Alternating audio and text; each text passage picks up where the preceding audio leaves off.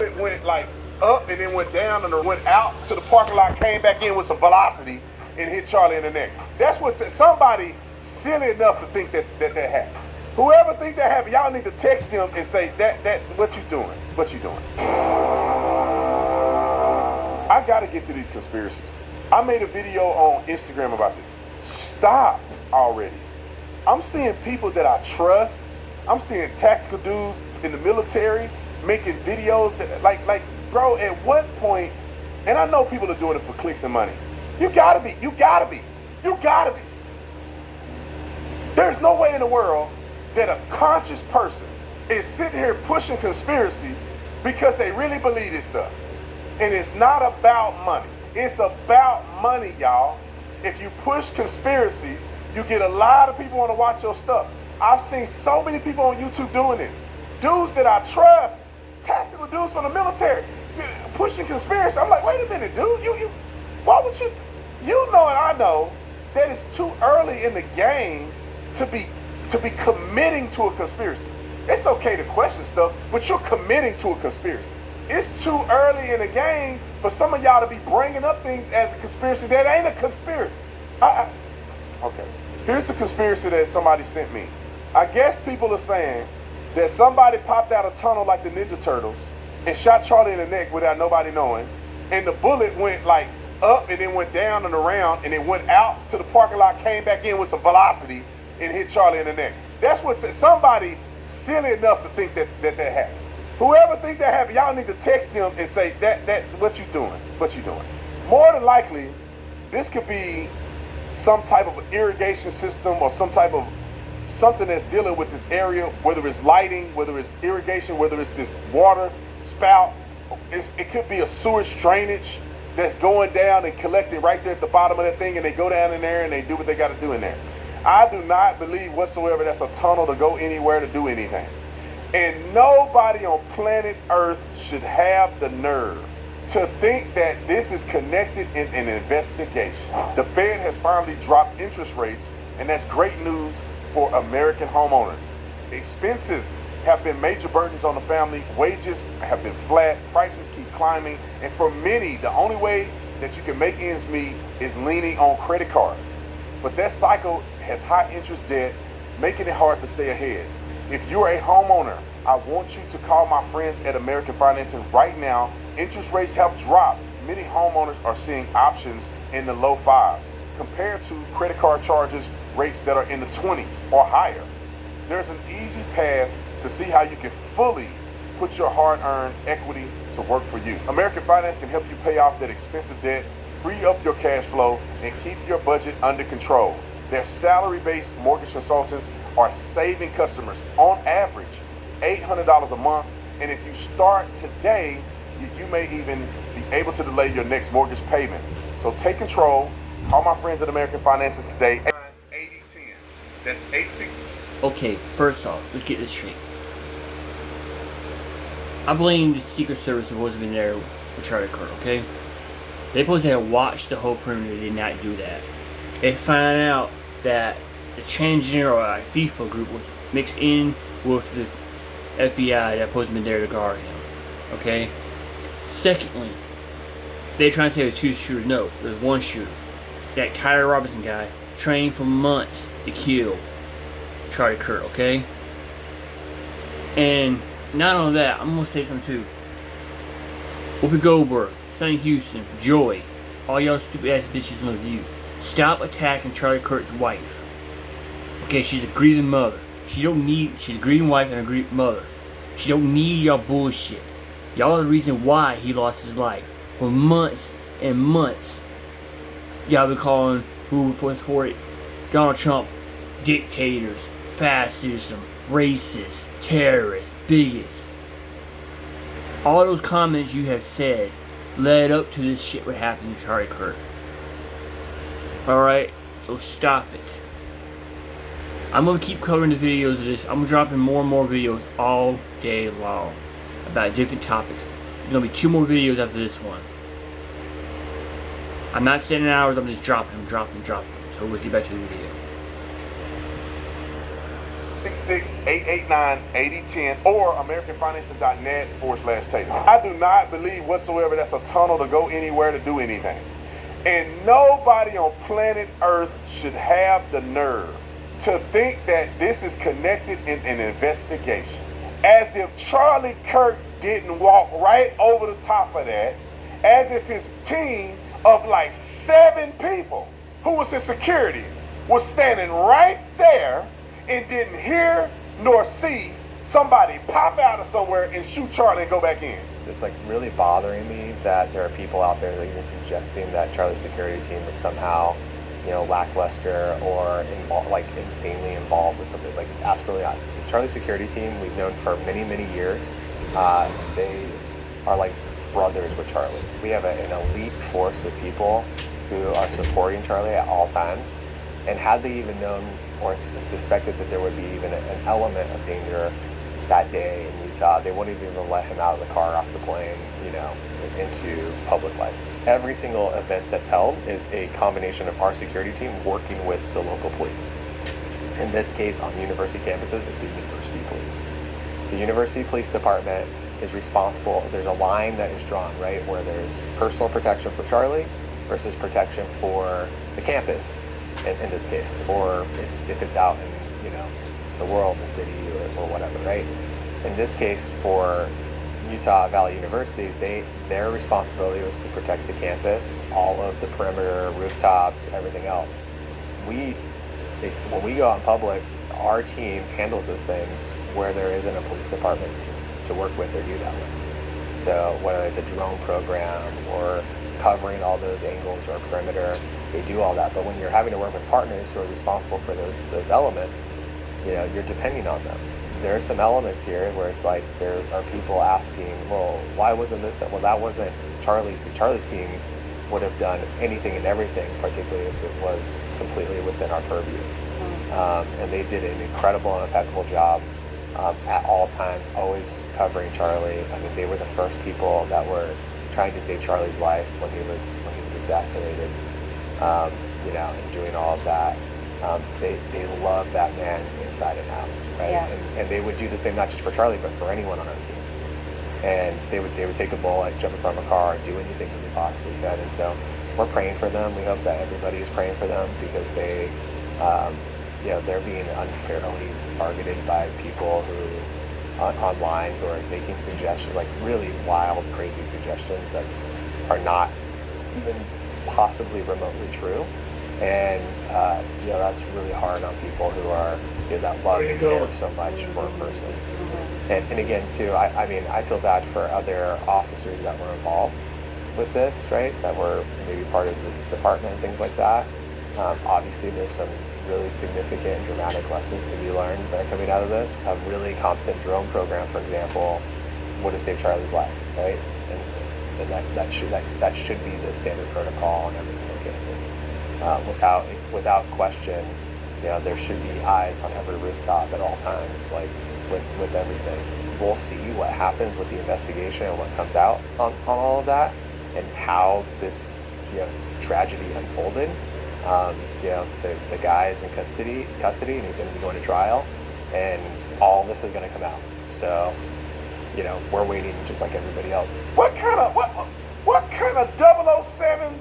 Ain't nobody came out of that thing and shot Charlie right over there when people are standing all across there. You telling me the video team there, they got cameras there, they got people sitting outside of these rafters that are looking at Charlie, they got the camera set on him, all of his security surrounded him, and somebody pops up like a jack in the box and shoot Charlie Kirk. How you gonna pop up and aim? You can come out a tunnel and somehow you right on point. But you come out just enough where nobody see you. And you shoot what caliber of gun? You gonna do a 45 with a silencer? Then the impact that Charlie visibly you can see didn't come from no handgun. You think you pull a rifle out of there and pow? You got a big suppressor on the front of that thing. Suppressor on the front of that thing gotta be this big. You pop out a tunnel, most of your gun is the suppressor. If somebody put a suppressor out and shot through that the hand signals were BS. We all know, right? Frank Turk was one of the guys doing hand signals for you nut jobs. Then we know the video team. I know the guys on the video team. I'm not gonna say their name because I don't want to disclose them anything. But I know these guys. I talk to these guys all the time. They do my stuff when I go to campus too all the time. Ever since the beginning of time, Charlie Kirk has had the same, at least one guy. The guy you see on that camera that was taking the SD cards out. That dude been there forever. Every event I've ever done, he's been there. And you talking about he trying to do some nefarious things, stealing the camera. That's his boy got killed in front of him, y'all. And y'all out here putting that man out there.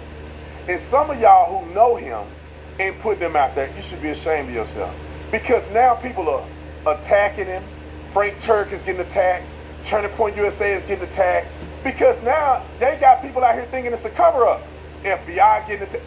Lord, stop. And then when it comes to the 308 round, I mean the 30-06, not 308, the 30-06. I've never shot a 30-06. I've never seen anything shot with a 30-06 except for online. Only thing I've ever shot was 5.56 223, and I shot 308. I've never, and a 7.62 because I have an AK, and a 7.62, which I hate. The AK is terrible. I want to give it away to somebody. That's the only gun. That's the only rounds that I've ever shot at a gun. Now I've shot at all kind of stuff, and I've shot through cars and stuff like that before in training, and I can see what these rounds do. I've never shot a 30-06. I go online and I'm looking at people talk about 30-06. A lot of people are saying it's impossible that Charlie was shot with a 30-06 because it would have it decapitated him. Now there's other people that come online and they go, well, no, 30-06 didn't get up to its maximum velocity because if you were within 150 feet, 200 feet, it hadn't got up to the max velocity, like shooting an elk or shooting a moose or a deer or something at, I don't know if you shoot a deer with a 30-06, but you probably do, maybe a big one. That at 600 feet, 600 yards is right around the time, not 600 yards, but you get what I'm saying? It can go at 600 yards and hit something and kill it. So it's got a level of momentum and inertia that's created over a distance of time. Now, I'm not saying this is 100% true. I'm just telling you guys what I've seen on the internet from people who are tactical individuals, hunters, and people who shoot 30-06. So the question is, did it reach maximum velocity to do the damage to Charlie that people see it do to elk and all these other big, heavy animals that obviously is much bigger and more powerful than a regular man? The doctor claimed, and this may be the coroner, I doubt it was the doctor that did surgery on him, because normally a doctor that's doing surgery on you ain't worried about how it happened to you. They're just trying to worry about stopping the bleeding. Now, normally when they can't do nothing for you, they put you in the morgue. And when they put you in the morgue, they do an autopsy. So the person doing the autopsy may have told Turning Point staff, because they're family and connected and they may have gotten permission, or maybe they heard somebody from another person or whatever the case may be, may have made mention that the bullet entered into this part and it was lodged and they think the spinal cord is what stopped it. That kind of rhetoric or that kind of specificity mostly comes from somebody who has done an autopsy. It really don't come from a doctor at the ICU that's, and trying to save somebody's life. They're not even looking for a bullet. They're trying to look for whatever can stop the bleeding and whatever. And I'm sure Charlie had no chance and there was nothing to save him. So they pretty much called that pretty fast, and then they took him down to the morgue. So with that being said, can God do miracles? Yes.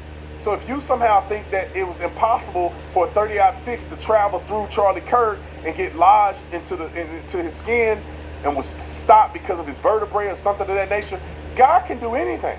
Maybe to some of y'all this is a testimony that God was a part of this and God knew what he was doing when this happened. The theory that he was shot by someone else, it's okay to question and evaluate, but you need to have evidence before you say it, because then you look like a cuckoo head, and then you're creating strife and causing other people to get in trouble. Like early on, people were talking about this wing section, this private plane that went off the grid, and now these people on this plane got to worry about people coming after them because they think that this may have something to do with Charlie's murder. Come to find out it had nothing to do with Charlie's murder. I don't know, bro. The reason that I sound so sane in this circumstance, and the reason that people probably think, well, Brandon, you kind of like not taking a side on this, because I know how investigations work. It takes time. It's methodical. And I think Kesh Patel and them shouldn't even be talking about anything. They should be getting results, and then they come back and tell the people. Let the people question.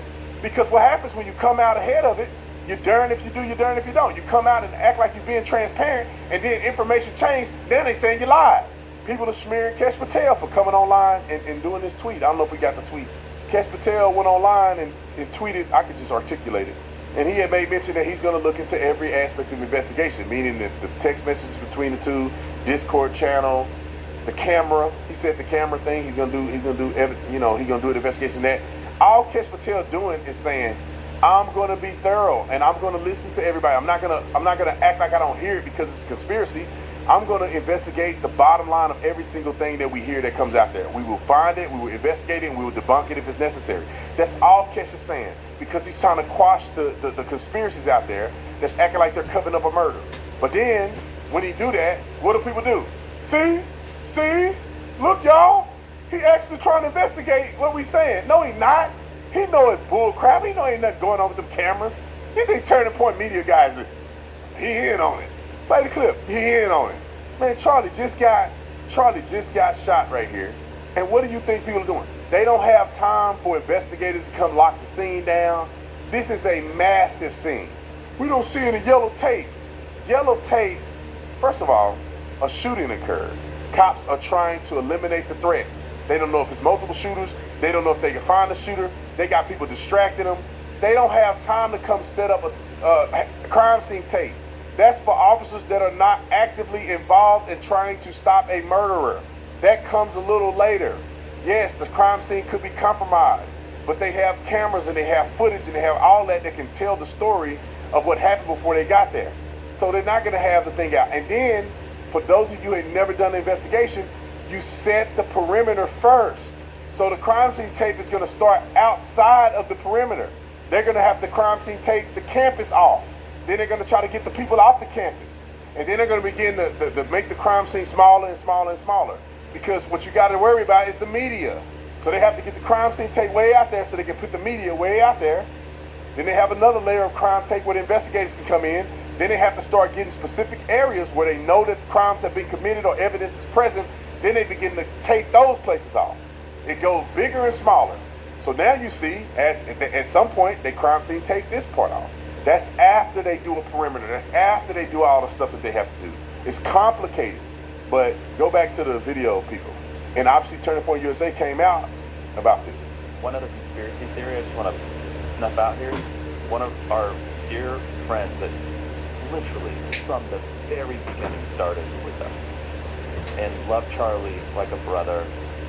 He grabbed the SD cards out of the camera afterwards, and there's all these conspiracy theory videos about why did he grab the SD cards. Well, first of all, they're in the possession of the FBI. Okay, it's not like he took them and ran off with them. Second of all, I asked him personally, I said, why did you do that? And he looked at me and this was his answer. He said, because I know people can be evil. And he did not want that footage being grabbed by something. There were videos of people after the incident going and stealing hats off the table.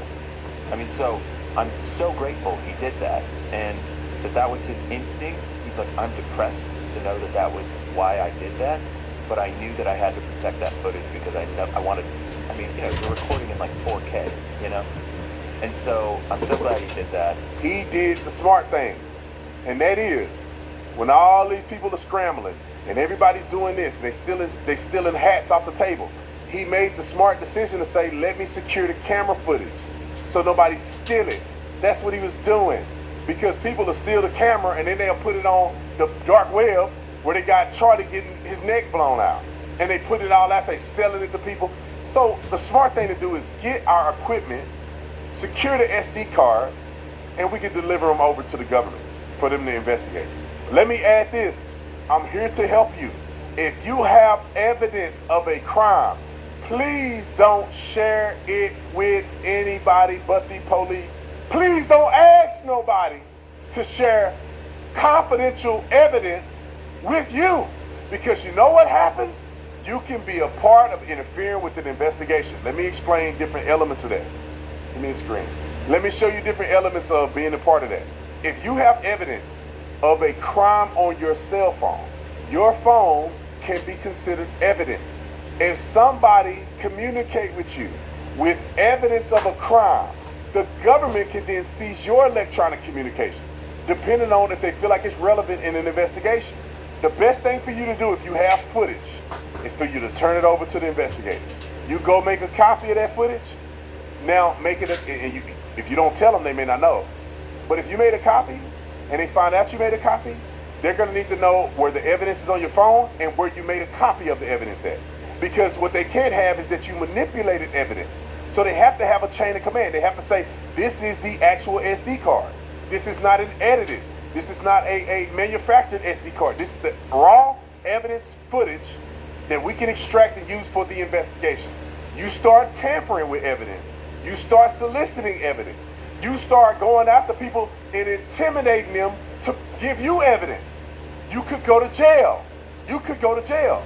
Because if somehow the investigators believe that you coerced another person against their will into giving over evidence to them and they're not an investigator, then the thing is, here's another thing. You can end up getting evidence inadmissible in court. If you go take evidence and you go put it out into the ether, where everybody in the world has seen that level of evidence.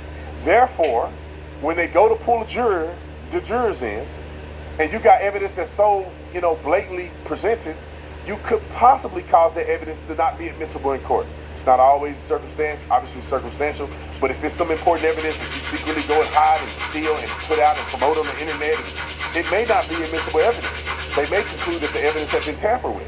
So therefore, they can't use it against the person in the court of law.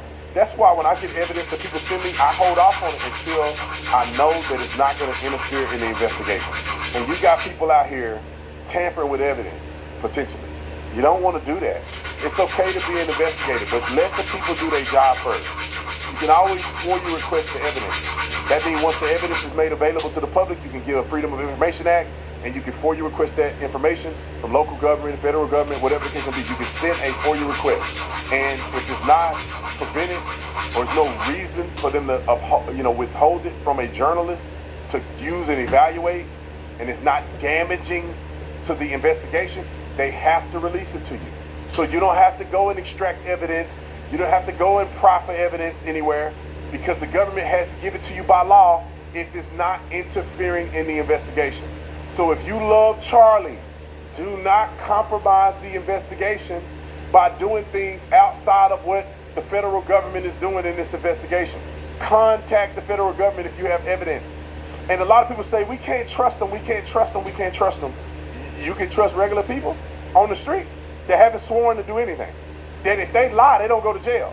The FBI, you lie, you go to jail for the most part. Y'all know they be tripping sometimes, but under Trump's FBI, I think you go to jail. What do you say? Yeah, we voted for. Let me put this in perspective, and then we're gonna go on to some more stuff. Can y'all hear me very clearly? In good faith, Donald Trump was elected president. I think Donald Trump will give all that he has to make sure that Charlie Kirk and his family gets justice. Don't you agree? Any rational person would know Donald Trump will give his last ounce of energy to make sure that the young man who helped him get elected, every election, Charlie volunteered in Trump's first election. Most of y'all don't know that. Then Charlie became the driving force of young people turning out to get Trump elected. Do you think that Donald Trump will let this young man whom he loved have a botched investigation? Donald Trump chose Kash Patel. Donald Trump picked all these other individuals. And you think all these people are conspiring against the biggest, most prominent martyr to ever live in American history, world history. I sound wild. Charlie Kirk is the biggest and most prominent martyr of the faith to ever live outside of Jesus. To ever live. Do you see how many billions of people are watching his content? Billions of people saw him get martyred all at once. Billions. When Jesus was alive, 1 billion people didn't know he died. Charlie had 1 billion people see him die. Charlie had 1 billion people begin to inquire and question and wonder, who is this guy? Why would they do him this way? Let me go watch his content. We were looking at it. 100-some million people watch his content in a week. Millions of people are following him on social media. People that never thought about Christ, never knew Charlie, now they talking about him. Now he's all over their feed. One of the biggest martyrs to ever live. And you think Trump will botch the investigation? You think Kash Patel will botch the investigation? When I say botch, cover it up. You think these people covering this up? It's just, I understand the question, but to declare something so ridiculous, it's wrong, and it creates doubt for no reason. We should be unified on this. And people bring up Epstein. Epstein had the investigation in Epstein was before any of these people came into office. And just because the government failed in this area, you're a fool to just blindly think they fail in everything they do. You gotta compartmentalize and say, I'm gonna go issue by issue by issue. That's the same way if they were right about everything. That don't mean you think they right about everything. You gotta say, okay, let me look at this issue. Let me evaluate this. You got a guy who shot from the top of the roof. The government already said he didn't take the gun down and build it back up. So get rid of that rumor that was out there. He runs to the thing. They found the gun where he ran. He sent messages to his lover. His father said he did it. His father turned him in. You think his father, they paid him enough money to just randomly pick his son to turn him in as a sacrifice? I mean, maybe people think they framed him, but the kid is in the area during the crime. The kid told people he was radicalized. The kid told people he did it through text message. He even made mention of some of this on Discord. The sheriff deputy that lived across the street from them or next door to them made a phone call to the sheriff and told the sheriff that they got the guy who killed Charlie, who confessed to it, and told the sheriff that he wanted to surrender without violence. So the deputy had a conversation with the sheriff because he was he was notified of the killer from the killer's dad. They got the vehicle. They got evidence of the vehicle driving away, which matched the vehicle of the kid that confessed to it, to his parents. They got the gun that belonged to his grandfather. Let me add one more thing. They got the bullet. Let me give y'all some insight real quick. If the government wanted to cover this up, they would have never showed you a text message thread, because they don't have to. He's already in jail. If they knew that you guys could misconstrue, or they knew that a detective wrote a text message thread that don't make no sense, y'all think these people are smart enough to pull off the biggest assassination in world history, but they're not smart enough to read a text thread that will give them away? Man, you can do a ChatGPT that'll give you a text thread that you want, but you think they smart enough to somehow find a way and plan? I'm assuming they planned this for years or months to assassinate Charlie Kirk, because they got to get the daddy involved, they got to get the trans boyfriend involved, they got to get his Discord channel right, they got to get the deputy on Cross Street right, they got to get his radicalization right, they got to get all his family that have testified right, they got to make sure the car right, they got to make sure the gun right, they got to make sure the caliber matched the gun, they got to do all this stuff that they had to be planning for years, but they can't get a text thread right. Man, they just wouldn't tell you that. They wouldn't even bring it up. Hell, they don't need that for the investigation. They can say, we found the guy, he going to jail, go F yourself until we get the trial. They don't have to tell you nothing. And if they want to cover it up, that's all they have to do is just cover it up. They don't have to show y'all what kind of gun it was. They can just tell you it's whatever gun they want to tell you. They don't have to show anything because it's a part of evidence. They don't have to disclose it to the public. They can tell you they said anything they want to say to all these people. They never show you any message exchange. But you think they're smart enough to pull off the hit job, but they're not smart enough to divulge information they never have to divulge to you inaccurately. You gotta be stupid to believe some of this stuff. And then beyond all of that, if they wanted to lie to you, they would have said they couldn't find the bullet. Do you guys understand the forensic evidence on a bullet? If they wanted to lie, they would have just told you what gun it was, but there would be no bullet. Because with no bullet, you can't verify what gun it was shot from. But now they've recovered a bullet. Every bullet has a signature on it, which means that it has rifling from a particular gun that it was shot from. It's almost like a DNA sample. They can tell you exactly what gun it was shot from if they have a bullet. They found a bullet. If the government wanted to trick you, they would have never had the bullet be exposed. Because now they have to prove that the bullet came from this gun. So what are they going to do? They're going to test fire that gun in patterns of rifling. They're going to do it, and they're going to put it on a lens, and they're going to compare the rifling on the bullet they found in Charlie with the bullet that was fired from that gun. And they're going to be able to say, this bullet came from this gun. If they want to cover it up, they'd never show you that no bullet would exist. But you guys are cheapening Charlie Kirk's life by coming up with these crazy conspiracies outside of unequivocal evidence. And let me tell you something else. What's that? Okay, let's play the bullet thing. Roll it. Also, Kelly, we're hearing Charlie Kirk's organization is revealing new details surrounding his death. What are they saying about this?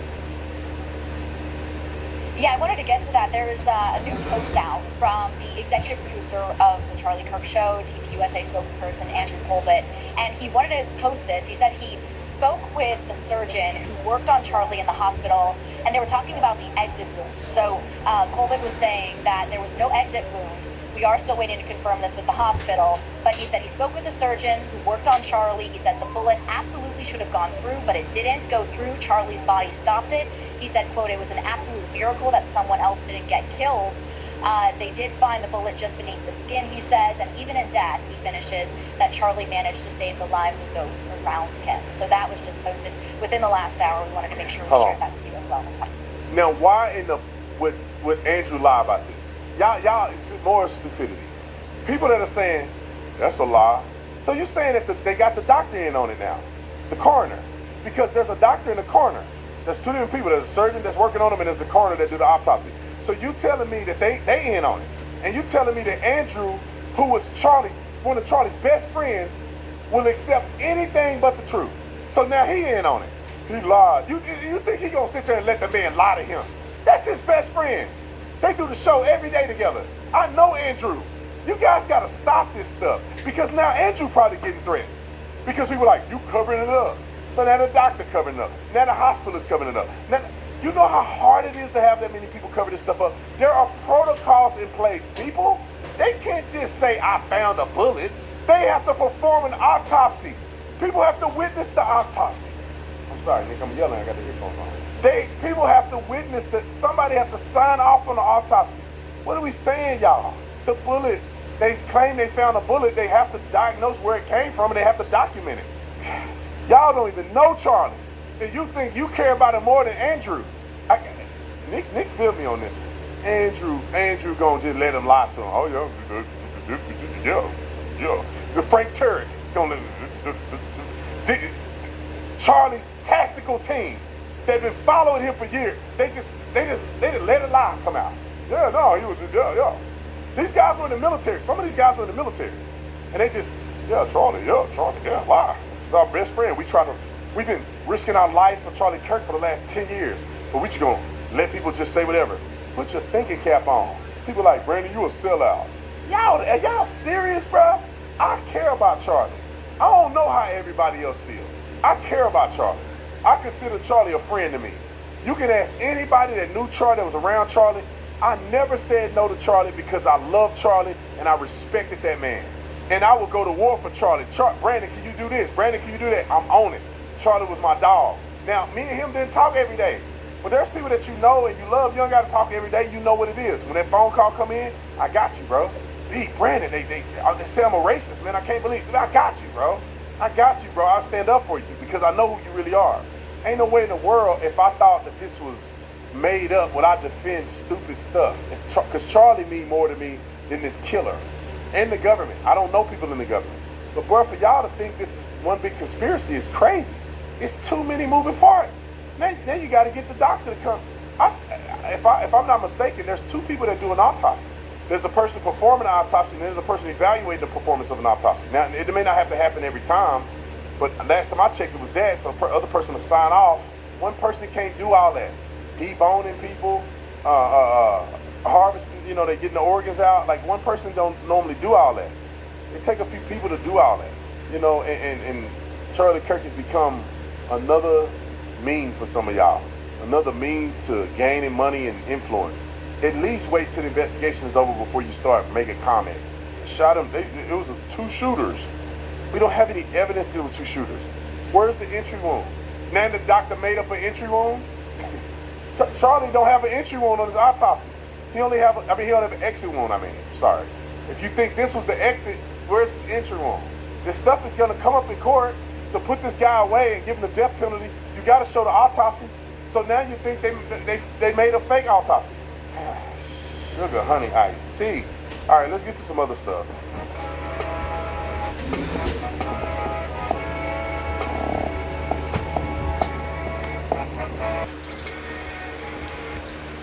I go to show you how fucked up a lot of people are in the head. Seriously, it's sickening. But here's another one about the shooter. I'm making an hour-long video on this right here and everything. There's gonna be more and more minutes I'm dropping down, so let's get to it, shall we? Charlie Kirk shooter is no longer on special custody. He's maybe somewhere else now, so let's get to it.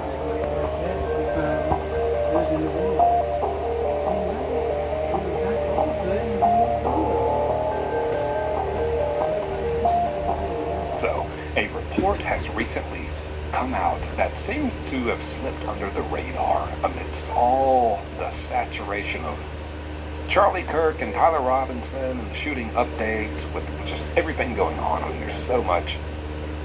No one really seemed to notice this. So I want to shine some light on it. I think I'm the perfect person to do so. The headline here reads, Charlie Kirk assassination suspect Tyler Robinson remains in special housing unit despite completed mental evaluation. What does this mean?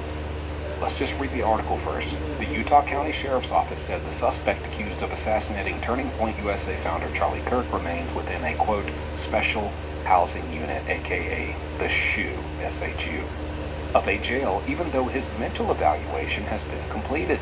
Utah County Sheriff's Office Sergeant Ray Orman told Fox News Digital on Tuesday that Robinson saw mental and medical staff at the jail, but will remain within the special housing unit. Robinson has been, this is a quote, Robinson has been seen by our medical and mental health staff due to patient privacy regulations. I'm not able to go further into that, Orman said. Robinson will stay in our special housing unit for the time being. When asked if Robinson will remain in the special housing unit indefinitely, Orman said that's not set in stone and his housing location may change down the road.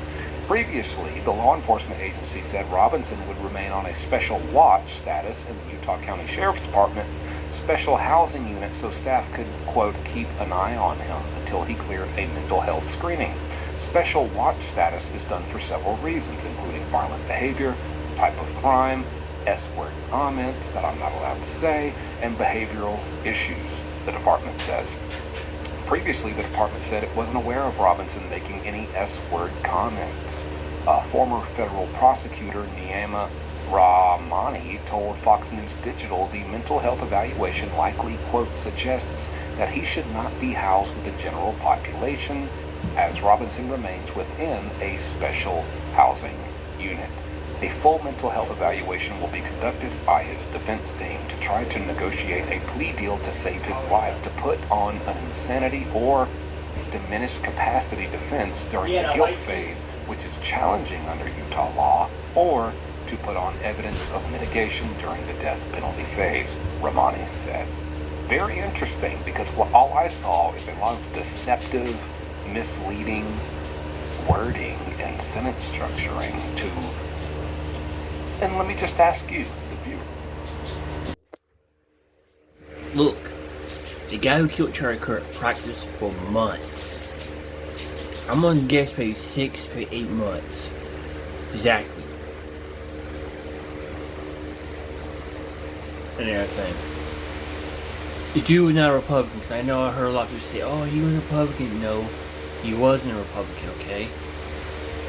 He didn't vote for 2 fucking years. Not only that, he was excommunicated from the Mormon Church. Okay, people? Shit.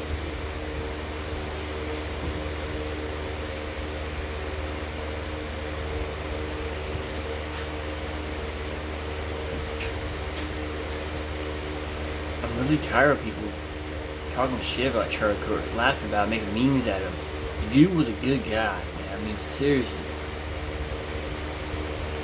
If you didn't like the guy, that's your opinion, but damn, don't make fun of the guy and laugh and cheer the guy getting killed. You don't do that. At all.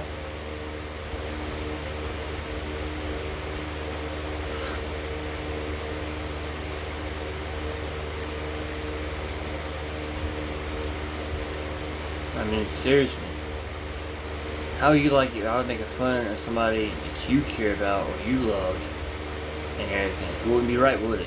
But no, these left-wing Democrats have the nerve to do that And now that, a lot of people were celebrating, even had their kids involved about celebrating. Really? That's just sickening.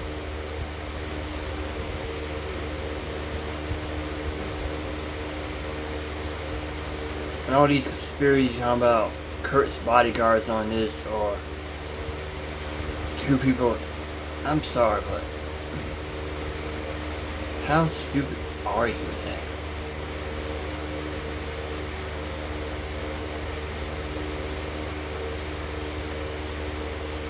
It just blows my mind on how disrespectful so many people are. I got a coworker that said something one time about, oh, he's not special, he's not special. I'm like, dude, it's more special than your ass. What have you done with your life? Or you just standing around behind a desk all day?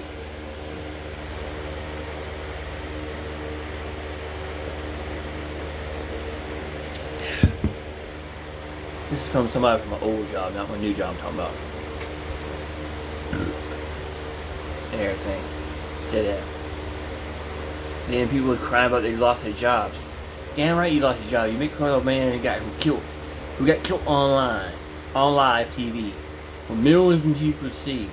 And then you go around laughing about it. Then yeah, you deserve to lose your job. 100%, yeah, you deserve it.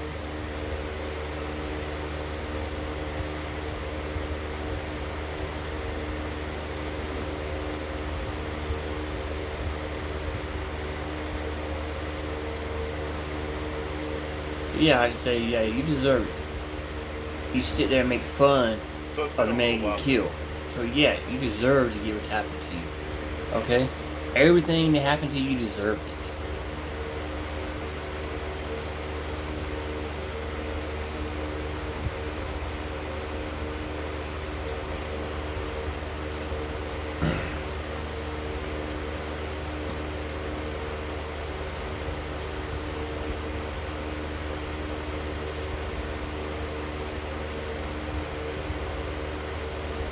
I mean, seriously.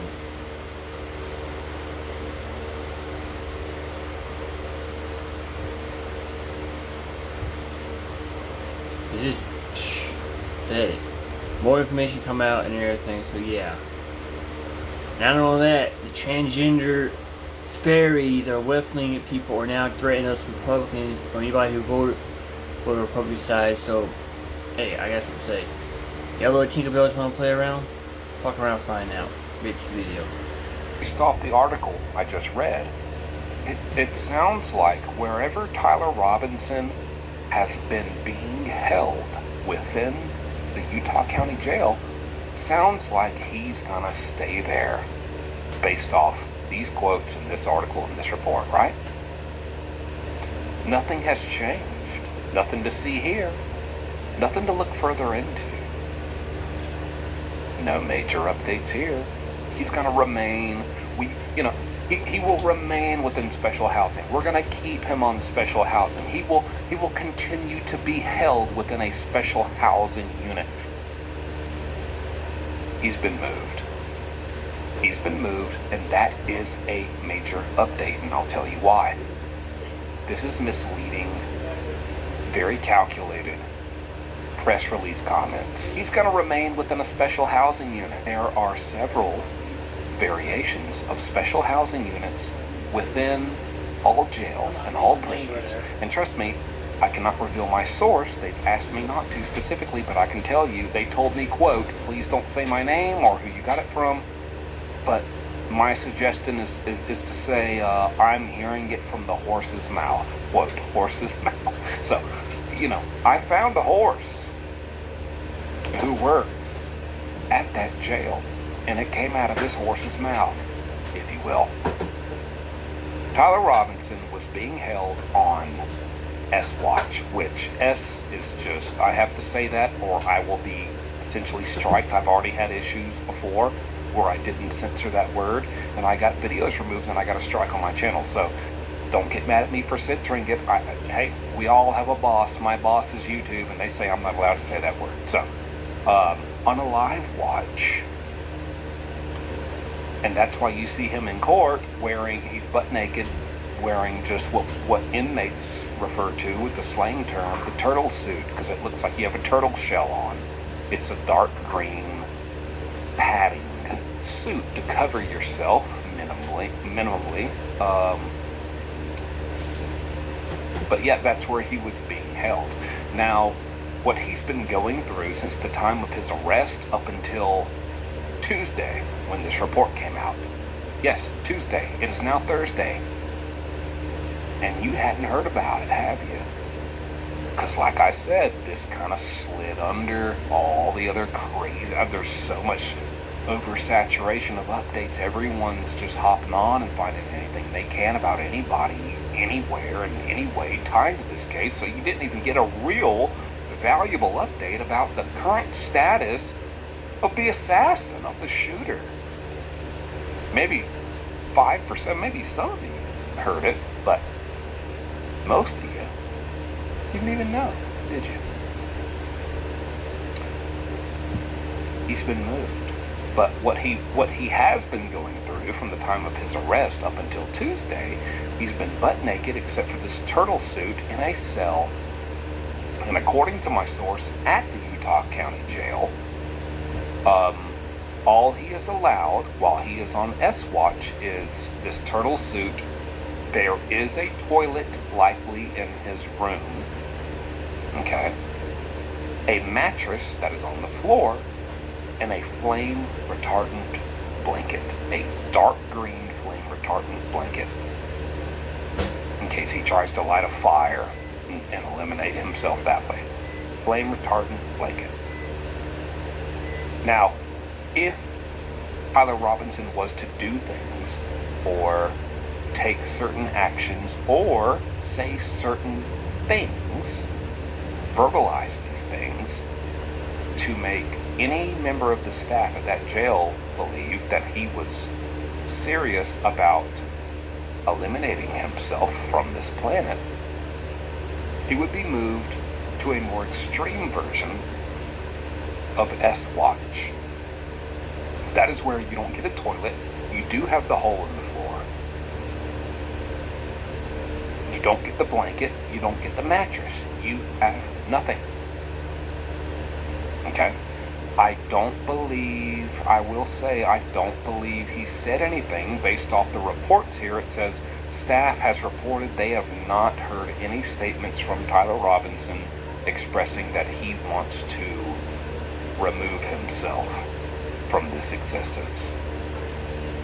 I think the reason he was placed there in the first place is because the father came forward and turned him in and testified and wrote a statement verifying that he told him he would rather eliminate himself than get arrested and go to jail for what he's done.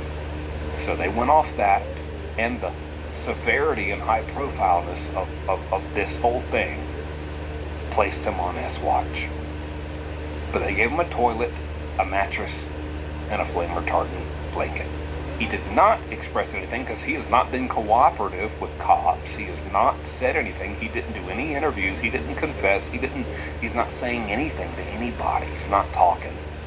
He's clamming up. And so he has not said anything to intensify this to where they moved him to where you don't get a toilet, you're pooping in a hole, and you're peeing in a hole, and you don't get a blanket or a mattress. Right? That's coming from the horse's mouth, aka an employee of the Utah County Jail. For mind you, over 30 years. They've been working there over 30 years. They've seen it all. I'm 33. They've been working there just about as long as I've been on this freaking earth. So I'd say that's pretty reliable. Now, they also confirmed for me, yeah, this verbiage is pretty deceptive in this press release update. They say, because mind you, I'm just explaining what he's been going through. Now he's no longer, I would put money on it, he's no longer going through that. He's been moved. He's been moved to a new location within that jail. And I even looked him up again. I'll show you proof here. I looked him up again. Now they have removed your ability to even see his mugshot photo. They say no photo was available. I made a video weeks ago looking him up in the same way, the same manner, on the same website, in the same jail institution. They had his mugshot. His mugshot is everywhere. Now it's gone. Jails and prisons don't like attention. They don't like a spotlight. They don't like eyes on them. Because things don't operate how they're supposed to in 90% of jails and prisons. They've removed his photo. Why? Why would you do? For what? That's just weird. But it's not a big deal. It's not it's not a huge deal. Oh, we can't get your photo. I guess you can go anywhere else on the internet and find past records of his mugshot. So it's not a super big deal, but it's just like it begs the question, why? Why can I no longer see this mugshot?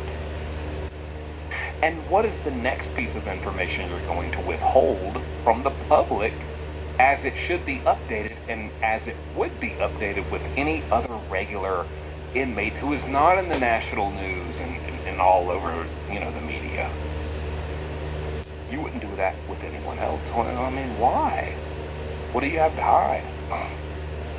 You want to cover what is happening here, and so they use very manipulative, deceptive wording in this interview. They say he will remain on special housing unit.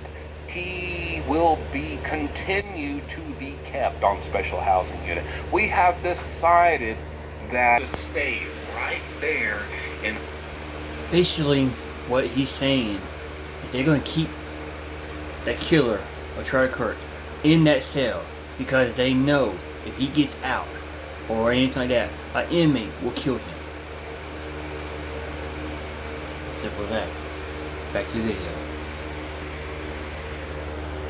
in the special housing unit.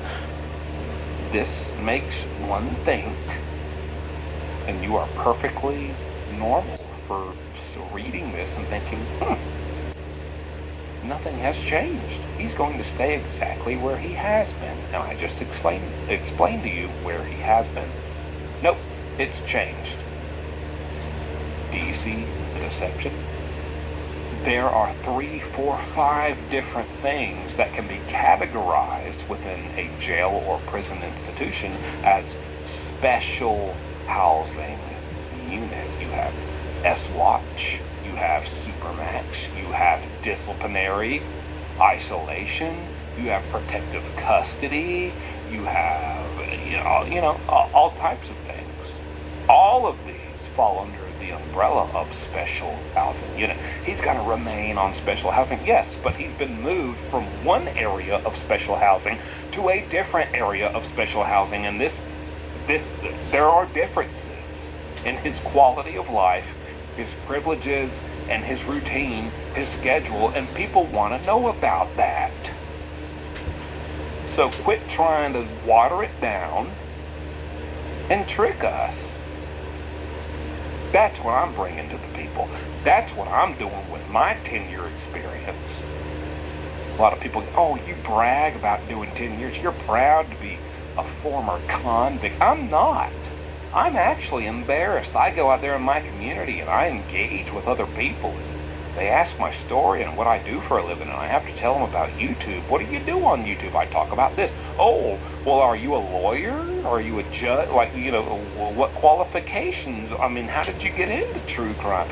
Well, unfortunately, it's because I bring a unique angle from my experience of doing 10 years in prison, because I was once, when I was 20 years old, I was a big piece of crap.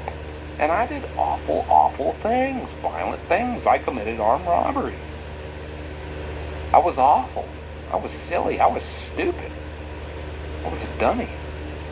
And people look at you different. I'm not proud of it, but this is what I contribute to the true crime community. This is where I come in.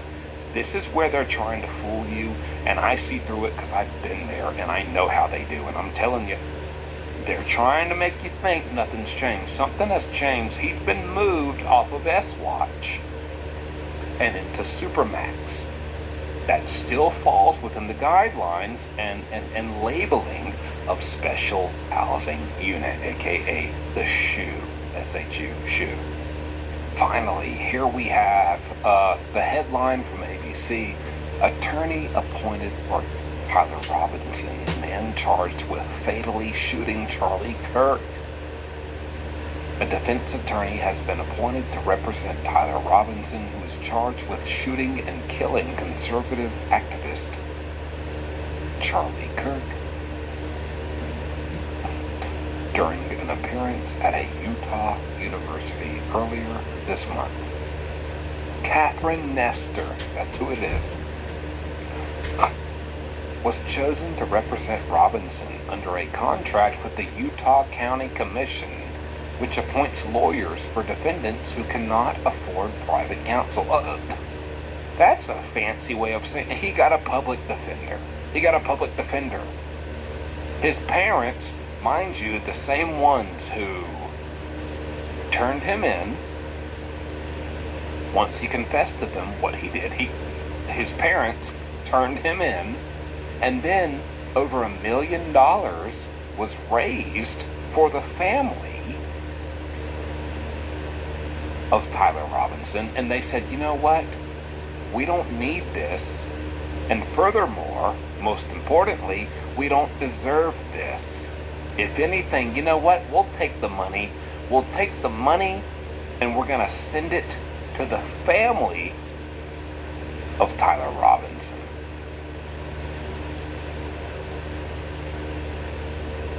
And send it to the family of Charlie Kirk, the real, true, only victim. That's what they said. Do you think for us? So it's not, yeah, doesn't surprise me. You confessed to us, we turned you in. $1 million was raised for us from the left, from these radical liberal Democrats. They said, okay, we'll take the money and send it to the actual victims, Charlie Kirk's family. And then here, oh, I need a lawyer to help me. Nope. Sounds like Tyler Robinson's family is refusing to pay for a lawyer. They're not going to pay for his crimes. We will not pay for the heinous acts that you have committed. Bravo. Can we take a moment to recognize, like, I respect the parents of Tyler Robinson so much, and so many times in these cases where you have a young person do such awful things, people are like, oh, it's the way he was raised. The parents, you know, there's school shootings, all the parents gave him access to the guns, and just, the parents have done everything right here, and righteous and justice. We turned them in. We turned down $1 million. How many people do you know in your life that turned down $1 million, not only turned it down, chose to send it to the family who was affected by your stinky little son's actions? And then on top of that, number 3, we're not gonna buy you a lawyer. We're not gonna get you a good lawyer. You're gonna get a public defender for a murder trial that is seeking the death penalty. That is oh my gosh, the odds are ever so much stacked against you, and good. You deserve it. You deserve to have them stacked against you. That's what you get. That's what you've done. But a public defender is not a public defender is like making just enough to get like a large Starbucks coffee and maybe a bagel every morning for taking on your case. You think they're gonna effectively defend you and dedicate their life to getting you out of the death penalty? Don't think so. And you know what? Again, going back, I don't think Tyler Robinson even cares. I don't think, oh, you can't get me out of being executed? That's fine. I want to be executed. But his problem, in my opinion, his problem with that would be it's going to take minimum 10, 15, 20 years before I'm executed, probably by a firing squad.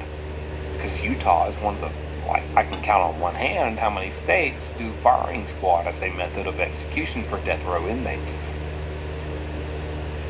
He probably does want that to happen, but he don't want to wait 10, 15, 20 years. He knows he's screwed.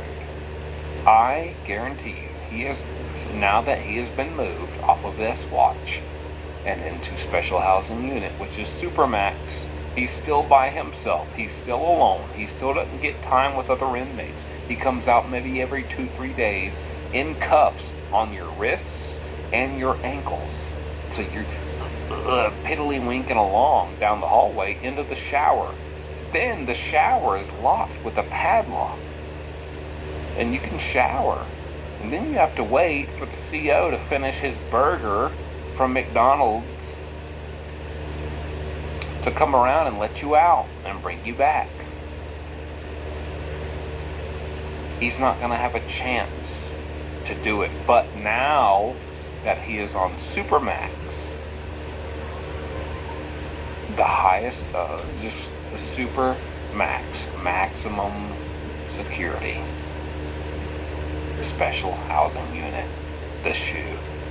He will not be around other inmates. Every 2 to 3 days he will be allowed out of his cell, highly constricted, to take a shower. But other than that, here's the main point. He will get a regular jumpsuit. He won't wear a turtle suit. He'll get the orange or whatever the standard color in that county is. Jumpsuit, socks, boxers, uniform, bed sheets, mattress, metal bed, towels, washcloths, toilet, other things. All things that he can use to himself if he really wants to, and I think he really does. He expressed to his father, I would rather eliminate myself from this universe than get arrested.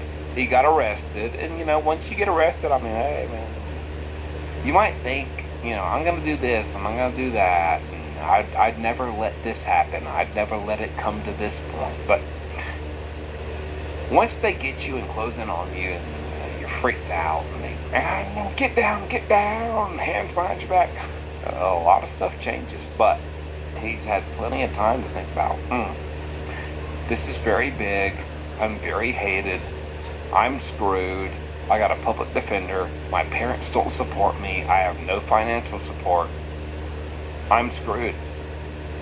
I could totally see him now that he's been moved 2 days ago into a unit where he has bed sheets. That's the important thing. He now has bed sheets. That is where these are cheap bed sheets. Trust me. I'm telling you as someone who I was told by my lawyer they don't want to give you anything less than 10 years. I was 20 years old. Telling me 10 years is the minimum that I'm facing? As a 20-year-old, that's half the life I've been on Earth. I thought that was the end of my life, and I'm so glad I didn't go through and I was not successful with what I wanted to do. 10 years. At the age of 20, half the life I've been on this earth.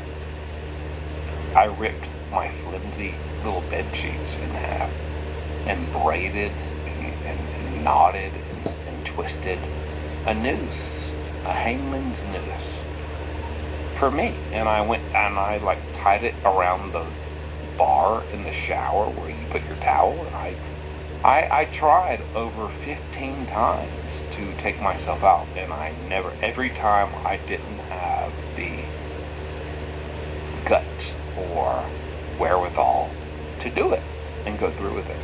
And I'm glad I didn't. This day, I'm glad I didn't, but I certainly tried. And mind you, I was never facing anything as serious or extreme as Tyler Robinson. I think Tyler is going to make an attempt. He's going to use these bed sheets, an extra cloth material privileges to fashion something that will cause his demise. And I think you will hear about it in the next 2 months.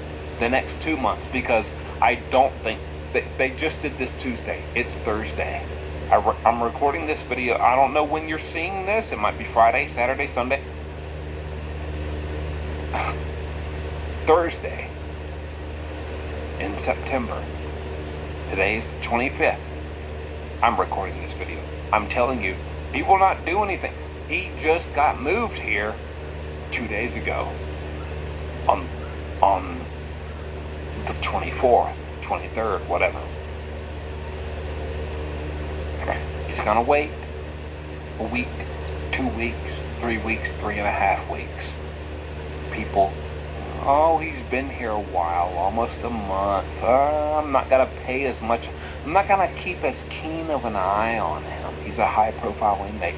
I'm not gonna watch him as closely and that seriously. And he notices that because he has nothing else to preoccupy his time with other than what the COs notice about him. And how can he play when the COs come by? COs means corrections officers. The staff of the jail, when they come by, I'm reading a book, I'm taking a poop, I'm praying, I'm reading the Bible. I mean, I used to do this all the time. Every time the COs would come by, I would pretend to be drawing a piece of art. That's a hobby a lot of inmates get into. So I'd be drawing a fucking thing. Sorry to cuss, but I would. And they'd be like, yep. That seems normal. Inmate trying to learn art, and they move on. As soon as they move on, I put my pen and pad down. I pick my contraband cell phone back up, and I get on Facebook, Instagram, TikTok, YouTube, Facebook. Anything. I start texting girls. I just whatever. Yeah, that's how it goes. So, I think after 2, 3, 4, 5 weeks, I'll guarantee you. Here's my guarantee.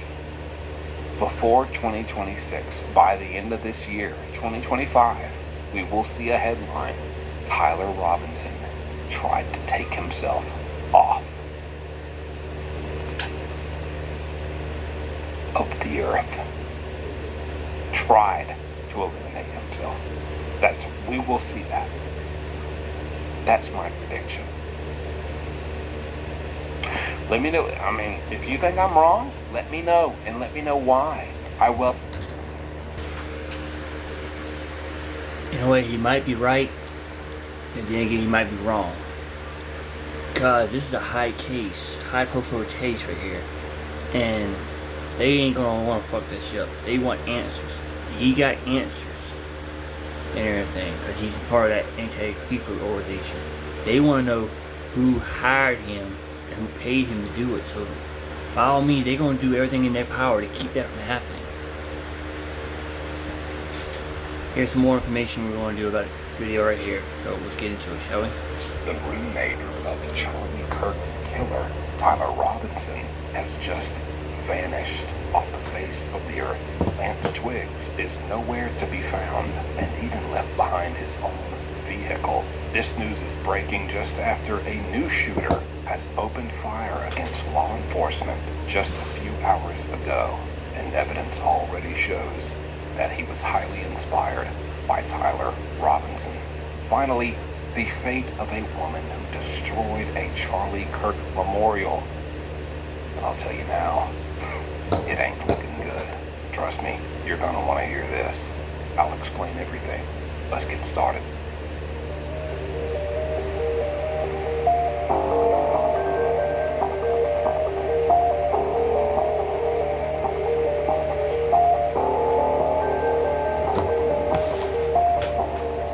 So here we have a report. Several media outlets have reported this, but from the Daily Mail, exclusive: alleged Charlie Kirk assassin Tyler Robinson's roommate has vanished.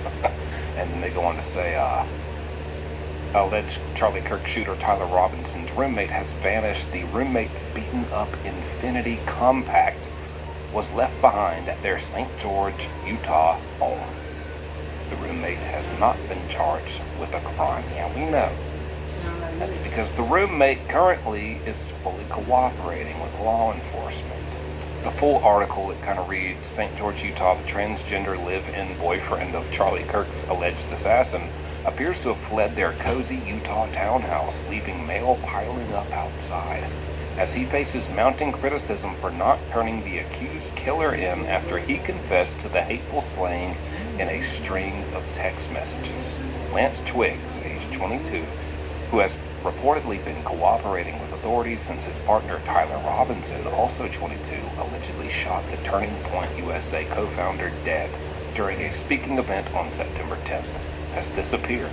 Neighbors in St. George, Utah told the Post Tuesday mail was spotted piling up outside the $1,800 per month townhouse the couple shared, as backlash from the public jeopardized his safety. And cops are still a presence in the quaint community even 2 weeks after Robinson was cuffed. There's a photo of the home. Nice little townhouse. I like the brick, honestly. I like the brick. I like the color. I like the what's going on there. Anyways, that doesn't matter. Jesse Riley, who lives just a few houses down from the couple, said he hadn't seen any recent signs of life in the apartment. Quote, it definitely is a shock that it happened here. It's a quiet neighborhood. You know your neighbor on your left, and you know your neighbor on your right, but people are pretty isolated, he told the Post. I haven't seen anyone come out. There are still all these notes on the door, so it looks like nobody has been in there. Washington County Sheriff Nate Brooksby previously said that Twiggs was, quote, in a safe space very far away from St. George and needed to, quote, lay low for a long time. Yeah, I bet.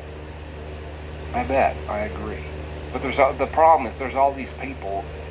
I just don't get the conspiracies here. Like, listen, I'm not saying there's never been a conspiracy. I'm not saying there's never more that meets the eye than what's being told to you in whatever crazy case.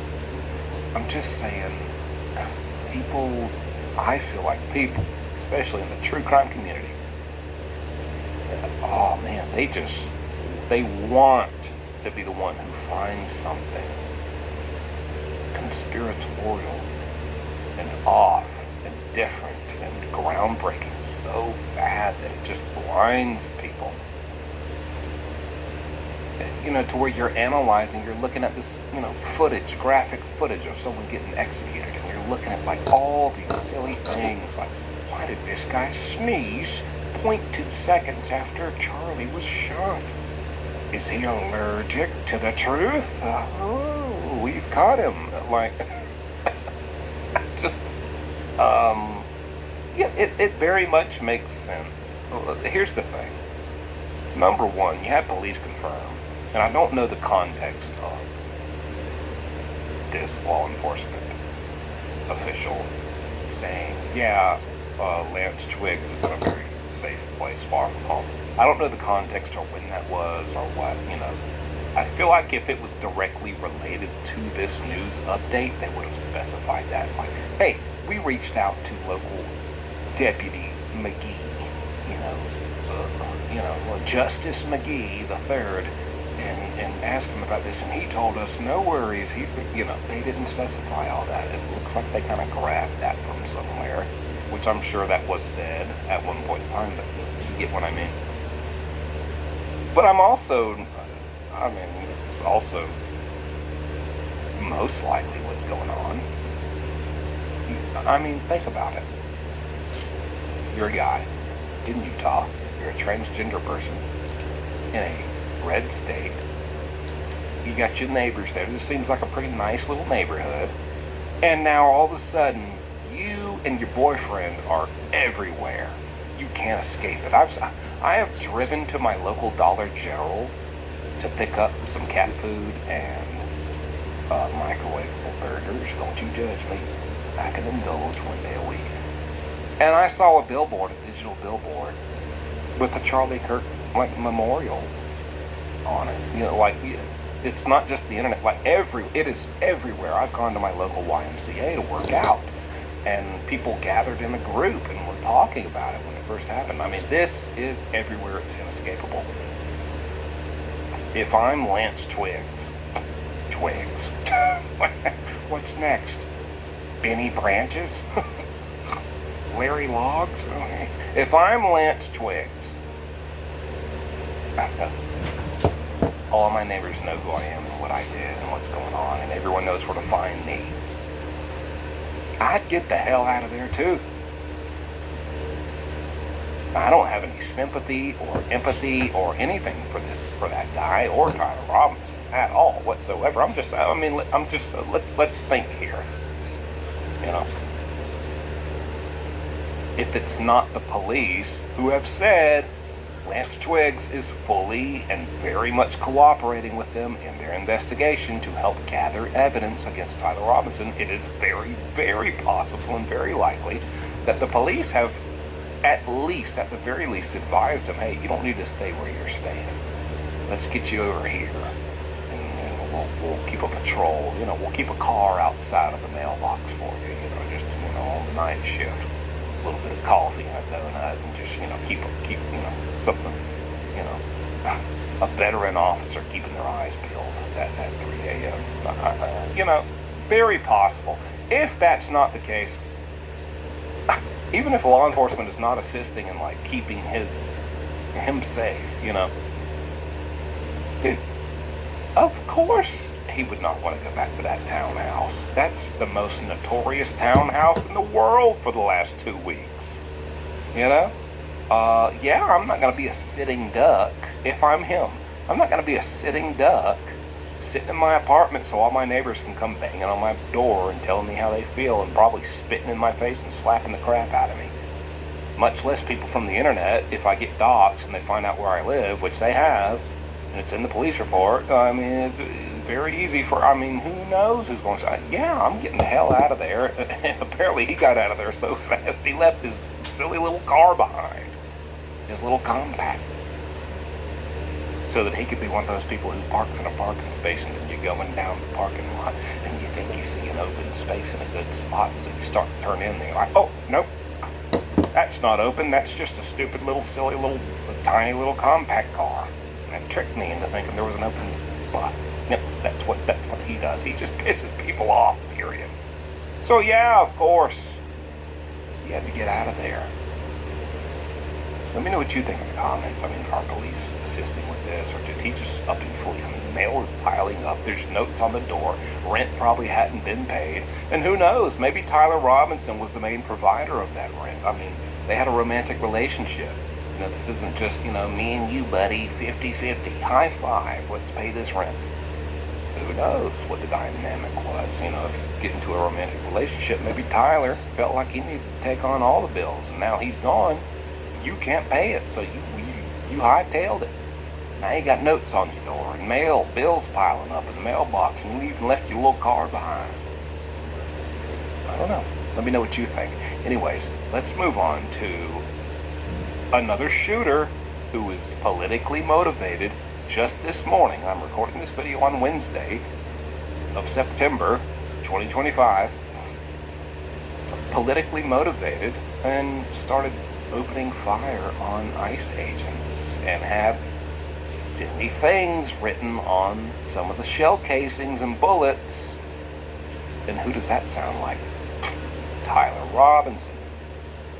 You can't tell me this isn't inspiring one lunatic after another.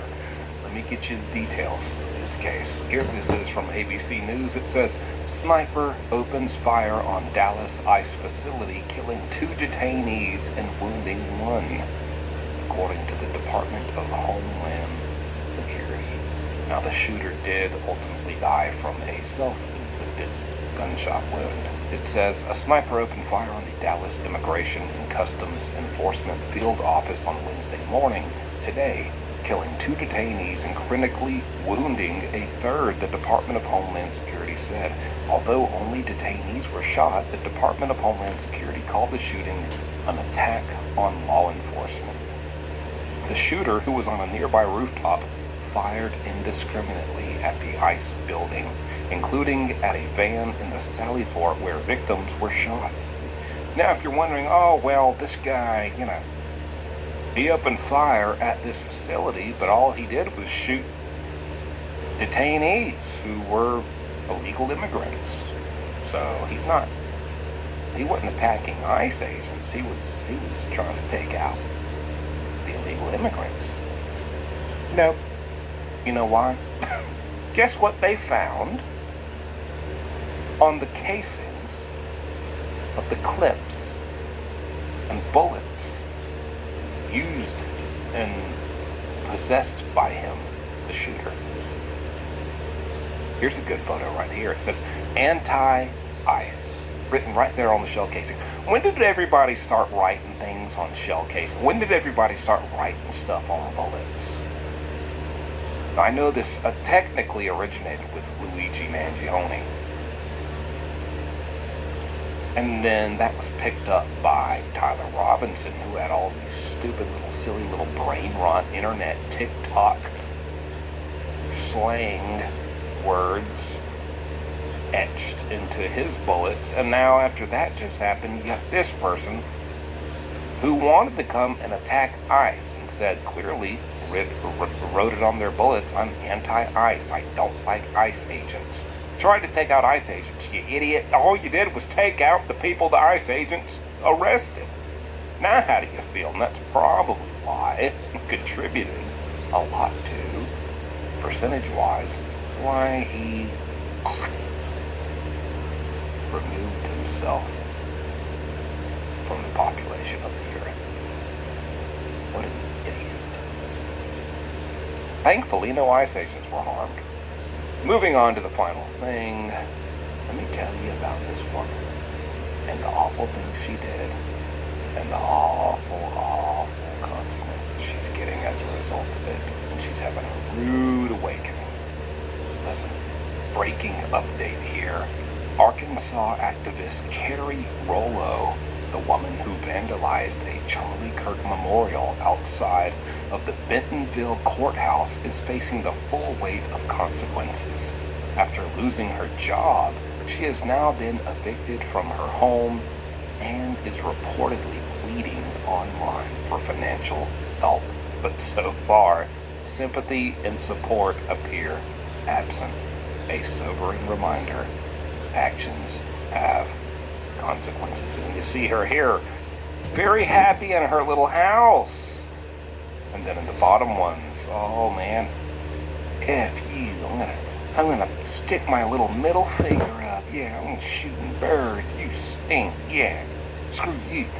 You've been evicted, lost your job, you can't pay for anything, you suck. That's kind of what happens when you just coldly, heartlessly celebrate the death of any human. Go figure. So there's a little feel-good news for you. Now I do have more. Florida man says he has trademark approved after he allegedly acquired rights to Charlie Kirk's, quote, Turning Point USA merch. Part of the proceeds will go to Black initiatives and Planned Parenthood, which didn't turn out too well for him. Here's his claim right here on the video. Figure I'd make the same type of video because I bought the merchandise rights to Turning Point USA as well as the toy rights. I did that. I bought the alligator Alcatraz. I bought the Turning Point USA a few months ago when I first started this journey, and it just now went from pending to active. So we officially own the Turning Point USA merchandise rights. So part of these proceeds are going to go to Black pilot programs, Planned Parenthood for abortions and things like that. A lot of stuff Charlie didn't like. He goes on to say, next week's cease and desist should go how we will see how they want to play it.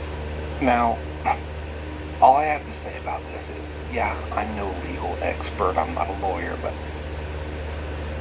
pretty sure that's not how this works, buddy. And also, I don't even know if I believe you in the first place. The ceilings of your home, your dwelling, look very low. They look quite close to the top of your head. And I'm not judging, but I'm just saying, if you can't afford ceilings that don't almost scrape the top of your noggin, I don't think you could afford the rights, and toy rights, and patents, and copyrights of major brands and corporations. And also, just looking at you, I ain't gonna lie, personal opinion, you look like you just make stuff up. I genuinely feel like you're making stuff up. But anyways, tell me what you think about that.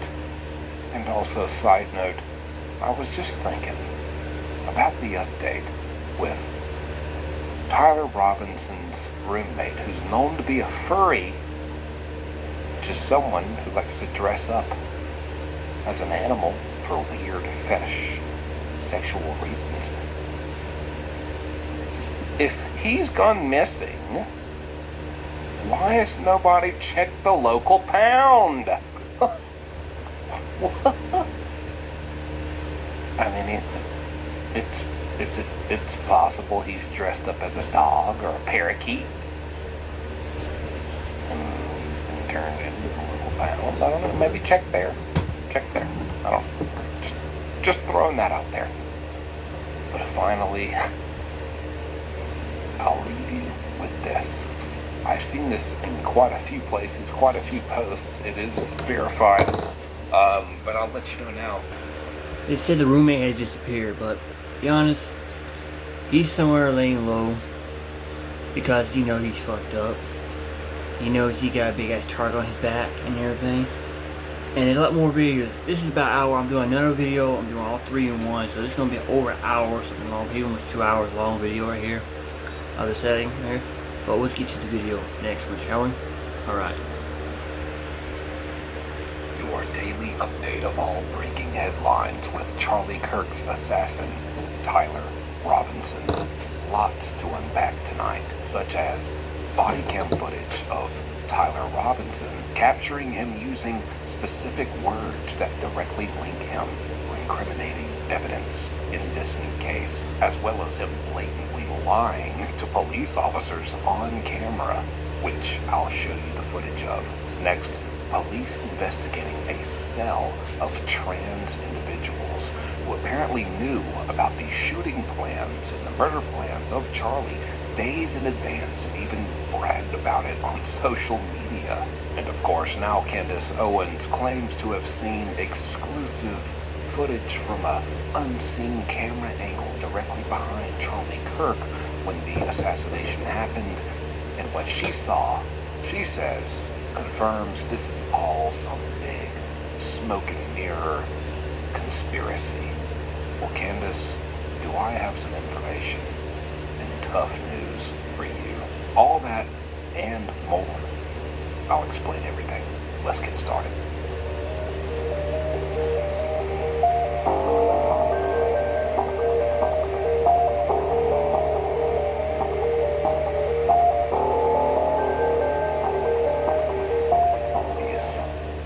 So let's begin with the body cam footage from 2022 of Tyler Robinson. He got approached by law enforcement for an accident that he clearly caused. If you listen to the entire thing, it's about 7 minutes long, but I have one of the most key and most need to hear snippets, about 2-3 minutes long, for you to listen to. In this, I want you to pay attention. The officer questions Tyler, trying to get to the bottom of, who's at fault, etc., etc. Clearly, Tyler was at fault. Even his buddy who was in the car with him admitted they were at fault. And then Tyler visibly looks distressed that his buddy has admitted that they are at fault. You see his lips quivering. He's almost like motioning words, but not making the sound. He's not speaking, but he's like he can't contain his need to spin this narrative and lie. Okay, also something very interesting here. If you've seen my previous videos, I've been covering Charlie Kirk's shooter, Tyler Robinson, for a good minute, about a week or two. They tried to come out and say the text message transcripts that were released between him and his transgender lover were fake because they did not sound like a young person in their early 20s the way that your typical young 20-something-year-old would text. There's no emojis and there's no slang, etc., etc. That they tried to say this is all a FBI, CIA cover-up and just, make up some transcript and to frame Tyler Robinson. They're like, no 22-year-old speaks like this or talks like this over text messages. Read the text messages in my other video and then look at this body cam footage. He talks the exact same wording, verbiage, everything. The only difference is he doesn't have the time to sit out there and type out, quite literally, type out and plan out his message. But still, and even the fact, a big flag that people thought was a red flag that was raised about these text messages. What kind of 22-year-old refers to a car as a vehicle, as Tyler Robinson did in these transcripts? You might find it interesting. Tyler Robinson loved to use the word vehicle in this footage. Anyways, keep that in mind. Take a look. Did you make any statements to him after the incident happened? I said, "Are you all right?" And then as we pulled up here, I had to check on them. Okay. All right. Did you make a statement saying that it was your fault? No. What's that? No. When I got out, I was worried. So that's when I was like, "Yeah, it wasn't your fault. It was our fault. We was messed up." And I first went up to him to check on him. Okay. You said that to him? Yeah. Okay. Well, what do you mean by that? I think it was just trying not to. Okay. Because you guys have a couple different versions about what happened. So we had a third party witness that watched the entire thing. I'm just trying to clarify your guys' story a little bit. So you're heading from that rightmost through lane through the intersection. Okay. And maybe a second or so before I reached the intersection, the light changed yellow. Okay, you remember looking at the light? Yeah, I was looking up at the light just before getting there. Okay. I saw it shift yellow. And as I get into the intersection, there was a vehicle in the lane between the leftmost through lane that was forward some. So people on the side of you were slowing down to a stop. I had seen someone slowing down. I wondered why they had slowed so much. Okay. But Why do you think they were slowing down? I'm not sure. Okay. Maybe because the light was turning red? Well, I was close enough to the light that I would end up in the intersection if I tried to brake from that speed. Okay. I was going the speed limit. I just Huh? Okay. How long? Yes, sir. Before. How long was that? When did you last check the speed? Probably back maybe halfway down that road to that where it curves. Halfway down that distance. Okay. Gotcha. All right. 1 second. Is your mom almost here? Or? Yeah. All right, 1 second. Hey, is your mom almost here? Yeah. Yeah, she gonna bend you over and spank you, you little bad boy? Yeah, that's what she needs to do. This guy, so a couple of things here. Yeah, you see him visibly if you rewind this. He's like, did you make any statements to this guy after the crash happened? Tyler says no. Tyler's buddy, who was in the car with him, steps forward and says, for whatever reasons, I said that it's not your fault, it's my fault. As he starts doing this, Tyler realizes, oh man, this guy is now admitting fault for something I am at fault for. And you see him kind of do this move. He does this right here. Kind of moves the cloth of his shirt up into his armpits. Why does he do that? He is instantly starting to sweat. He's like, oh my gosh. like a visceral response. Like, I'm about to start sweating out of nerves because my buddy is blabbing his mouth. Because it is my fault.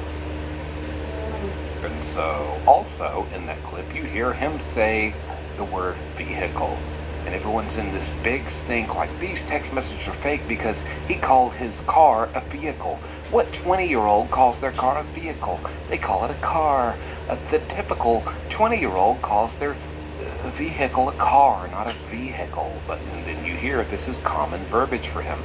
And you also hear other statements. I mean, he's like, when I gauged my acceleration from that distance marker coming down that stretch of highway, it then indicated to me that I was approximately in vicinity of the yellow light to continue forward with acceleration of the gas pedal. Dude, that's how he talks. And here's the big thing everyone's getting caught up on. This isn't how your typical 20-year-old would talk, and so therefore, this has to be made up in a conspiracy by the CIA and the FBI, and he didn't release. These aren't his real text messages. Keyword, typical. Key phrase, typical 20-year-old. You typical 20-year-old ain't out there assassinating people on a college campus with a rifle. He ain't typical. Have you not learned that yet? He also has a 4.0 GPA. He's articulate.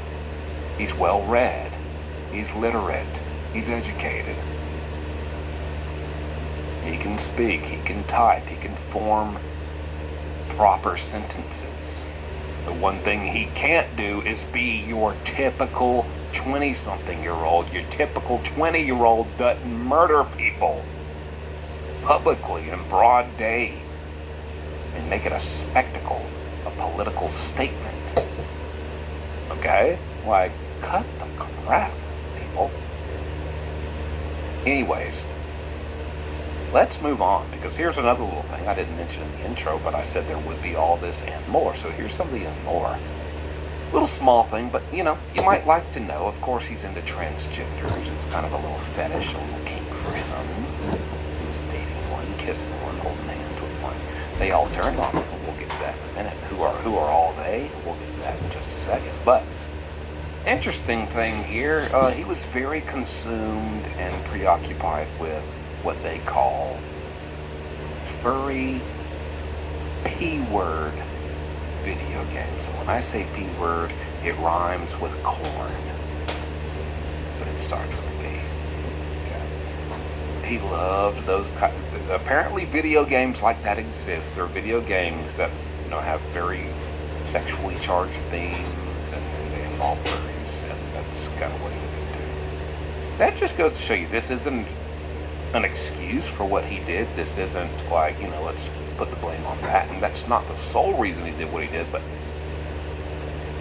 I just want to mention this to show you how harmful that P-word is to people, not just 20-year-old men, not just 20-year-old women, 40-year-old, 60-year-old, 100-year-old, everybody. It's harmful. It takes you out of reality. It becomes an addiction, and it changes you. And if he would have not gotten consumed by that type of content, I truly believe he got into that, and then that led him into these other internet areas to have chats and discussions with other people who were into that. And then, somewhere along the way, he got into one of those, and it turned very radical and political, and he was eventually corrupted enough to do what he did. So, just a little small fact about him. Let's move on. Now, another kind of in-between update here. A very credible, legit article by the New York Post from just earlier today. It says, breaking. Armed man posing as law enforcement arrested at Arizona Stadium where Charlie Kirk's funeral will be held. And real quick, if you didn't know, Trump did announce October 14th will officially, it's already passed in the voting, in the Senate, all that, October 14th will officially become a Memorial Day, a day of remembrance for Charlie Kirk. So, great. But to follow up on that headline, New York Post says an armed man who was allegedly posing as a member of law enforcement was arrested by Secret Service agents at the Arizona Stadium where Charlie Kirk's funeral will be held this Sunday. Joshua Runkles. What a stupid little last name. Runkles. Mr. Runkles, put your hands behind your back, Mr. Runkles. Yeah, what a doofus. I'd be crazy and insane too if my last name was Runkles. Now watch, one of my biggest supporters probably has the last name Runkles. So they're gonna comment, Jumpsuit Bubble, I am so disappointed in your remarks you made in your video today. On behalf of all the other Runkles, allegedly carrying a knife, a gun, and expired law enforcement credentials, was detained inside State Farm Stadium, home to the NFL's Arizona Cardinals in Glendale on Friday today. The Washington Post reported citing a law enforcement official familiar with the incident. Runkles, 42, told Secret Service agents he was at the site to provide private security and handed them, quote, inactive law enforcement credentials, the official reportedly told the outlet. So we don't know what's going on. I mean, that might be some crazy guy who thinks he's making a difference. I'm going to help the police maintain order, or it could be somebody. That's how it happens, people. You know, somebody posing and they got some old expired credentials, and you know they're retired and just they want to go out with a bang, and so they show up and they use what they got, and then they do something extreme. Go out with a big bang, if you will. You never know, so I don't blame law enforcement one bit. Here is Megyn Kelly. Apparently, according to this post, it says, listen to Megyn Kelly. The FBI are looking for 7 individuals who might be involved in Charlie Kirk's murder. Several of the 7 are transgender. Did Tyler have help in carrying out this horrific tragedy? I'm not one for conspiracies, but if he didn't have help, he certainly had people who knew about it and conspirators who were fully aware and knew he was super serious about his actions that would take place that day, and they knew ahead of time, and they didn't say anything or warn anyone, and they should be held liable. Take a look at some of this video and tell me what you think. FBI, familiar with the investigation, reporting that the Bureau is looking into posts by at least 7 different accounts.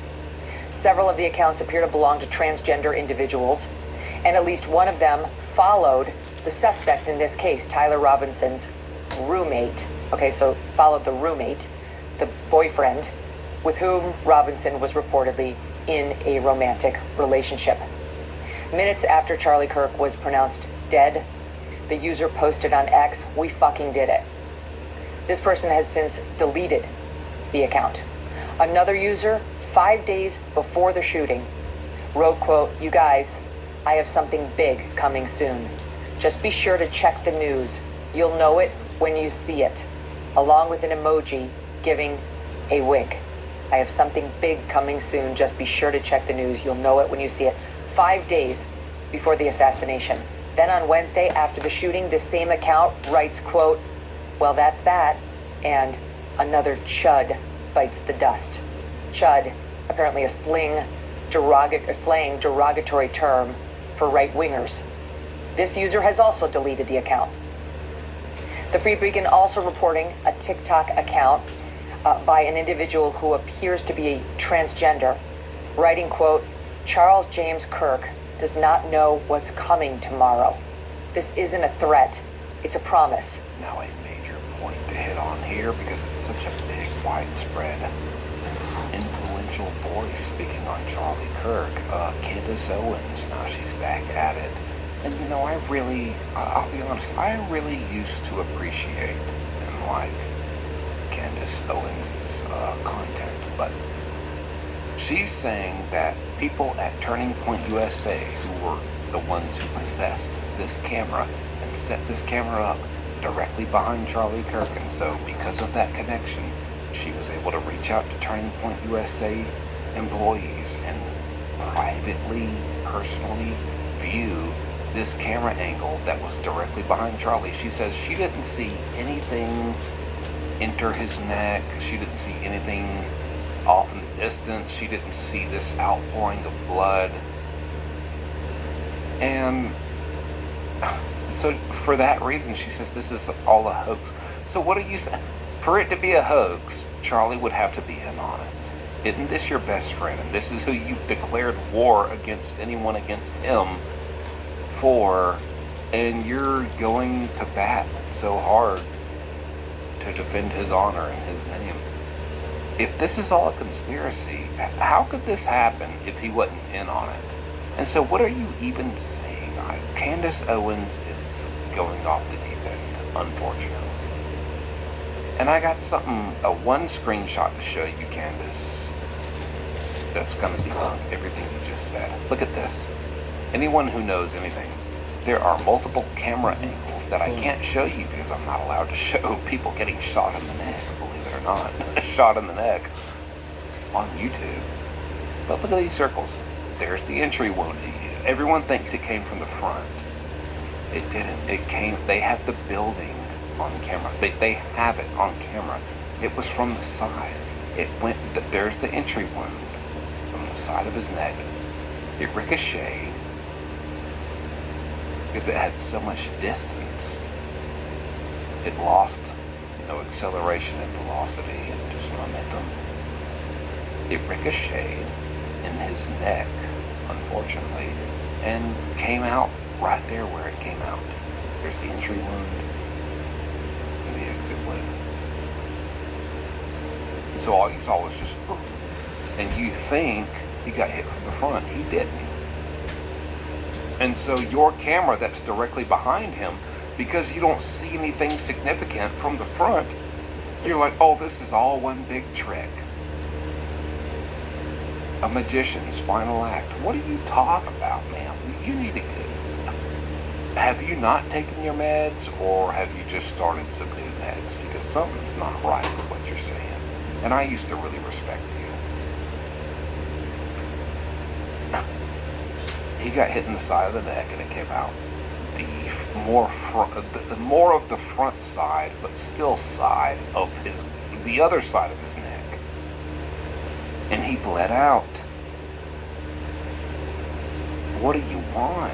You think his wife is just devastated over there for nothing? You think she's that good of an actor? Good Lord, put her in a Hollywood movie if she's acting that well. I mean, this is ridiculous. You're a well-respected journalist. You're putting out just bullcrap at this point, okay?